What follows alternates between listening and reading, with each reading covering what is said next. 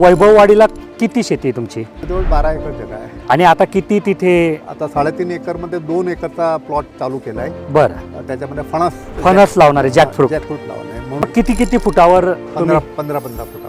आपण जेव्हा फळबाग म्हणतो म्हणजे हॉर्टिकल्चर आहे, आता तुमचं फणस हे हॉर्टिकल्चर आहे, तर याची पाण्याची गरज वेगवेगळी होणार असते प्रत्येक स्टेज मध्ये.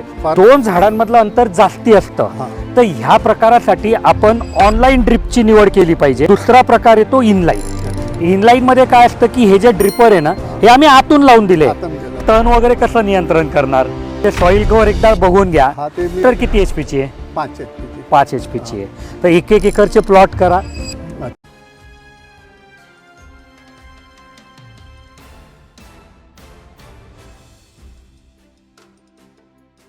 नमस्कार. नमस्कार. आपलं नाव आणि आपण कुठून आलात? माझं नाव राजीव मधुकर राणे, आलो सुरतवरून. माझं गाव आहे वैभववाडी, जिल्हा सिंधुदुर्ग. बरं, म्हणजे सुरतमध्ये काही कामानिमित्त होते का? सुरतमध्ये स्थायिक झालो. ओके, मग काम काय करता तिथे? प्रॅक्टिस करत होतो इन्कम टॅक्सची. म्हणजे तो व्यवसाय आपला चालू होता, पण मग आता शेती करायची म्हणून शेतीकडे वळतायत. तर मग तिथे वैभववाडीला किती शेती तुमची? माझ्याजवळ 12 एकर जगा आहे. आणि आता किती तिथे? आता 3.5 एकरमध्ये 2 एकरचा प्लॉट चालू केला आहे. बरं, त्याच्यामध्ये फणस लावणार आहे, जॅकफ्रूट लावणार आहे. म्हणून बरं. तर मग किती फुटावर? 15 फुटावर. बरं. आज तुम्ही जळगाव आले ठिबक घ्यायला, तर घेतली तुम्ही का बघितली फक्त? बघितली आहे आणि डिपॉझिट देऊन जातोय. बरं, किती एकरची? 2 एकरची. आता 2 एकरच केलाय, कारण मी तिकडे कंटिन्यूस राहत नाहीये. ओके, म्हणून प्रॉब्लेम आहे. बरं, तर मग तुम्ही आधी व्हिडिओ बघित होते? कंटिन्यूस 2. कशा वाटल्या व्हिडिओ? मस्त वाटला. म्हणून 2 माणसाला, दुसऱ्याला पण, माझ्या मित्राचा पण घेऊन जाणार आहे. काही प्रश्न आहे तुम्हाला मग ड्रिप बद्दल? नाही, आता काही नाही, अजून चालू करतो. बरं, म्हणजे मी तुम्हाला थोडीशी माहिती देतो की आता आपण जेव्हा फळबाग म्हणतो म्हणजे हॉर्टिकल्चर आहे, आता तुमचं फणस हे हॉर्टिकल्चर आहे, तर याच्यामध्ये कसं असतं की तुमच्या पिकाचं आयुष्य मोठं असतं. 15 वर्ष, 20 वर्ष, 30 वर्ष बरोबर. तर याची पाण्याची गरज वेगवेगळी होणार असते प्रत्येक स्टेज मध्ये. फार कमी पाणी लागतं मला, पण सुरुवातीला लागू शकतं जास्त. 2 वर्ष. मग मी तेच बोललो की प्रत्येक स्टेज मध्ये पाण्याची गरज वेगळी होणार असते आणि 2 झाडांमधलं अंतर जास्ती असतं. तर ह्या प्रकारासाठी आपण ऑनलाईन ड्रिपची निवड केली पाहिजे. ऑनलाईन ड्रिप म्हणजे काय की आम्ही प्लेन नळी देऊ की ज्याला ड्रिपर नाहीये आणि त्याला बाहेरून तुम्ही अशा प्रकारचे ड्रिपर लावू शकतात. बरोबर. आता हे प्रकार का, आणि याच्या समोर दुसरा प्रकार कोणता येतो? तर दुसरा प्रकार येतो इनलाईन. इनलाईन मध्ये काय असतं की हे जे ड्रिपर आहे ना, हे आम्ही आतून लावून दिले. तर हे का वापरतात लोक की समजा आता तुम्ही भाजीपाला बनवत असले, मग तिच्यात काय होतं, बाहेरून जर ड्रिपर लावले तर ते दर 6 महिन्याने, वर्षाने तुम्ही जेव्हा ते पीक काढाल तर ही नळी उचलावी लागेल, तर हे ड्रिपर पडून जातील. मग परत लावण्यासाठी मनुष्यबळ लागेल आणि मग ते खूप महाग काम होऊन जातं. मग त्याच्यासाठी लोकांची डिमांड आली की बाबा मधून लावून दे, म्हणजे पडलं नको पाहिजे. तर ते इनलाईन म्हणजे जिथे रिपीटेड क्रॉप आहे की दर 1 फुटावर, 1.25 फुटावर, 1.5 फुटावर, तिथे आम्ही इनलाईन देतो. आता याचा जसा मी फायदा सांगितला की बाबा मजुरी वगैरे कमी लागते किंवा ते पडत नाही, जागा म्हणजे जागेवरच राहील. याचा तोटा असा आहे की हे ड्रिपर मधून असल्यामुळे जर हे चोकअप झालं म्हणजे काय होतं की त्यातनं पाणी पडणं बंद होतं. आणि हे प्रत्येक ठिबक कंपनी सोबत होणार आहे, असं नाही की माझ्या, कारण त्याच्यात रचना तशी आहे की मध्ये रस्ता छोटा छोटा करत गेले आणि त्याच्यामुळे जर त्या रस्त्यात काहीतरी अटकलं तर मग ते पाणी पुढे जाणं बंद पडतं. पाणी पडलं नाही म्हणजे पीक मरून जातं. तर तसं जर हे ड्रिपर चोकअप झालं तर हे साफ नाही करतायत. तुमच्या बाबतीत कसं आहे की हे ड्रिपर बाहेरून आहे, समजा हे चोकअप झालं, तुम्ही मस्त याला उघडू शकतात, परत आपलं ऍसिडच्या पाण्यात वगैरे धुतलं की परत लावू शकतात. तर यालाही ऍसिड ट्रीटमेंट करतात लोक, पण याला तितका प्रभावशाली नाही सापडत. याला हे 100% सापडतं. आणि समजा नाहीच होते तर आपण एक बाहेरून परत हे ड्रिपर काढून दुसरं सुद्धा तिथे लावू शकतो. प्लस मी तुम्हाला सांगितलं तुमच्या पिकाची म्हणजे जे फळबाग असतात, मग तिच्यामध्ये आता तुम्ही फणस लावतायत, पण कोणी चिकू लावत असेल, कोणी डाळिंब लावत असेल, काजू लावत असेल, आमच्याकडे लिंबू लावतात, नागपूरमध्ये संत्री लावतात. तर हे मोठे जे झाड आहे याला प्रत्येक स्टेजवर जेव्हा वेगळ्या पाण्याची गरज आहे, तर आता समजा तुम्ही 4 लिटर लावलं, समजा नंतर वाटलं 6 महिन्याने किंवा आपल्याला पाणी कमी पडतंय तर तुम्ही बाजूला नवीन ड्रिपर सुद्धा लावू शकतात किंवा हे काढून इथे 8 लिटरचं सुद्धा लावू शकतात. बरोबर 16 लिटरचं लावू शकतात.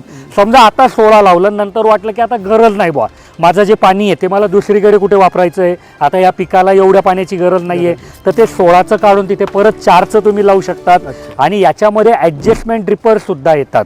तर ॲडजस्टमेंट ड्रिपरला काय असतं की हे जेवढा नॉब घुमवला ना तेवढा याचा डिस्चार्ज कमी किंवा जास्ती होतो. बरोबर. तर त्या पद्धतीने पण तुम्ही करू शकता. जिथे मोठे पिकं असतात, आंबा, मोसंबी, तुमचं फणस, काजू, डाळिंब, तर इथे ऑनलाईन प्रकार वापरायचा असतो. आपण ड्रिपर बाहेरून लावतात तसा विषय. आता हे करत असताना तुम्ही तर काही नळी उचल साचर करणार नाही, म्हणून मग याच्यात नाही ड्रिपर पडून जाणं वगैरे हा सुद्धा विषय नाहीये. तर म्हणून लोक मोठ्या पिकांसाठी ऑनलाईन वापरतात, जिथे रिपीटेड क्रॉप असतात, कंटिन्यू की बाबा कपाशी, आता आमच्याकडे कपाशी लावली की दर 2 फुटावर झाड आहे, मग तिथे कुठे एवढे ड्रिपर लावण्यात बसणार. तर हे जे मधून लावून दिलेलं ड्रिपर आहे हे आम्ही दर 2 फुटावर देऊ, म्हणजे ते बरोबर त्या झाडापाशी जाईल. किंवा लोक काय करतील की आधी नळी लावतील आणि नळी चालू करतील, मग जिथे ते ओलं झालंय तिथेच बियाणं लावतील, तर त्या पद्धतीने करतात. तर त्याला इनलाईन लावतात. बरोबर. मग आता तुम्ही तण वगैरे कसं नियंत्रण करणार, पण प्रॉब्लेम तर आहेच. तर ते आमचं ते सॉइल कव्हर एकदा बघून घ्या. हा, ते मी असा व्हिडिओ तर बघितलाय, पण आता ते लावायचं कसं ते माहिती नाहीये. एक चटई येते की जी आपण जमिनी जर टाकून दिली तर सूर्याचा प्रकाश जमिनीपर्यंत पोहोचत नाही आणि म्हणून तिथे तणाची निर्मिती होत नाही. किती फुटाची असते ते तुमच्या साईज नुसार देऊ आम्ही. आणि जर समजा तुम्हाला ते नसेल वापरायचं तर मग ब्रश कटर की बाबा जे झाडाच्या आजूबाजूला साफ करून घेतात, आंतर मशागतीचे कामं करतील, तर ते वापरू शकतात. तर आता ड्रिप मध्ये मी जी काही तुम्हाला माहिती दिली त्याच्यानंतर काही डाऊट तुमच्या मनात, मोटर किती HP ची आहे? 5 HP ची आहे. तर 1 एकरचे प्लॉट करा, म्हणजे लांबी जेवढी आमच्या लोकांनी सांगितली आहे तेवढीच टाका. ते ड्रॉइंग तर बनवून देतील ते एक अंदाज. बरोबर. मोटर म्हणजे पाण्याचा सोर्स कोणता आहे? विहीर आहे. तर मग काही साधं स्क्रीन फिल्टर किंवा डिश फिल्टर दे, सॅन फिल्टर वगैरेची जरूरत तुम्हाला नाही. अजून काही आता डाऊट? ते इझी टू फिट ते पण म्हणजे काय होतं, मी स्वतः बघत होतो की आता कोणी असो शेतकरी, समजा बोरिंग केली आहे, विहीर आहे आणि त्याला पाईपलाईन करायची, अजून तर ठिबकचा विषय नाही, फक्त पाईपलाईन करायची आहे. तर मग तिथे त्यांना नॉन रिटर्न वॉल लावायचा आहे, तिथे त्यांना एअर वॉल लावायचा आहे, तिथे त्यांना PRV लावायचा आहे, प्रेशर रिलीज वॉल. तिथे त्यांना समजा आता ठिबक लावली आहे तर खतं द्यायसाठी व्हेंचुरी किंवा फर्टिलायझर टँक लावायची आहे, पाण्याचं प्रेशर मोजण्यासाठी काही प्रेशर मीटर लावायचे.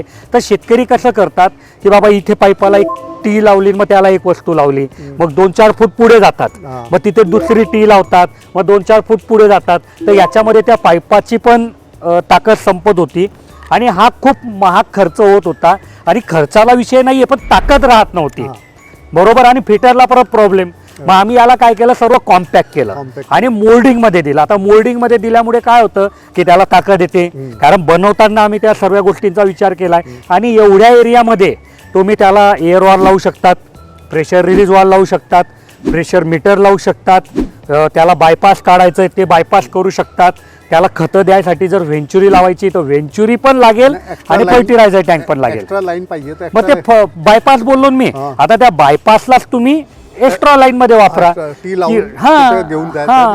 हा, किंवा आता हे जे आहे इझी टू फिट, याला बाहेरून आट्या आहेत. मग समजा त्याला लोखंडी टी जर घेतली तुम्ही तर तिला मधून आट्या राहतील, ती त्याला लावा. बरोबर. म्हणजे परत एक कनेक्शन तुमचं वेगळं निघालं, म्हणजे काही एवढं टेन्शन नाही त्यात. तर ते सर्व सोपं व्हावं म्हणून या इझी टू फिटची आम्ही निर्मिती केली आणि लोकांना ते आवडतंय. सोलार लावली आणि त्याच्यामध्ये पाईपच टाकलाय 2 इंचचा, विहिरीवरून काळा पाईपच येतोय. बरोबर. तर त्याला तुम्ही फिटिंग करू शकता, ते देतील हे सर्व फिटिंग आमचे इंजिनियर. म्हणजे मी सर्व व्हिडिओमध्ये सांगतो ना की बाबा तुम्हाला ठिबक सिंचन, स्प्रिंकलर सिंचन किंवा कुठल्याही बाबतीत काही अडचण असेल तर आमच्या इंजिनियरला कॉल करा. माल घ्या का नको घ्या तो नंतरचा विषय, पण ते लोक तुम्हाला मदत करतील. आणि त्यांचा नंबर पण मी इथे दिलाय. सकाळी 8 ते संध्याकाळी 6 ते असतात. लोक कॉल करतात, जी काही माहिती ती घेतात. ओके, चालू आहे. तर तुम्ही आधी लावला होता का आमच्या इंजिनियरला कॉल? यांच्याशी कंटिन्यूस गोष्ट झालं होतं, मग व्यवस्थित माहिती भेटली होती सर्व. आता इथे आले तर सर्व व्यवस्थित सर्व सॅम्पल वगैरे दाखवले गेले. चला बरी आहे. आणि ट्रान्सपोर्ट बद्दल पण आयडिया दिली त्यांनी. अजून काही बस आता चालू करतात तुमच्या बरोबर तुम्ही बिंदास आणि करा. माझ्या मित्राचं पण चालू केलंय, त्यांचं पण कोटेशन घेतलंय. बरं, त्यांचं कुठे? ते माझ्यापेक्षा 15-1 किलोमीटर दूर पुढे. बरं, ते काय लावणार? आहे. काजू आहे त्यांचे, काजू आहे. विदाऊट पाणी चालतात. हा, मग ते तुमच्या कोकणात तशीच कोकणात पद्धत आहे. पण मग आता पाणी कमी पडतंय किंवा टेम्परेचर वाढतंय किंवा पाणी थोडंसं व्यवस्थित कमी पडत आहे. नाही. मला असं वाटतं थोडंसं कमी आहे माझ्या हिशोबाने. 3-4 वर्षानंतर तर काजूचे प्रोडक्शन व्हायला पाहिजे. व्हायला पाहिजे. चालेल, मग संपव व्हिडिओ. काही डाऊट नाही आता. नाही, काही नाही. धन्यवाद. धन्यवाद. या परत. जरूर.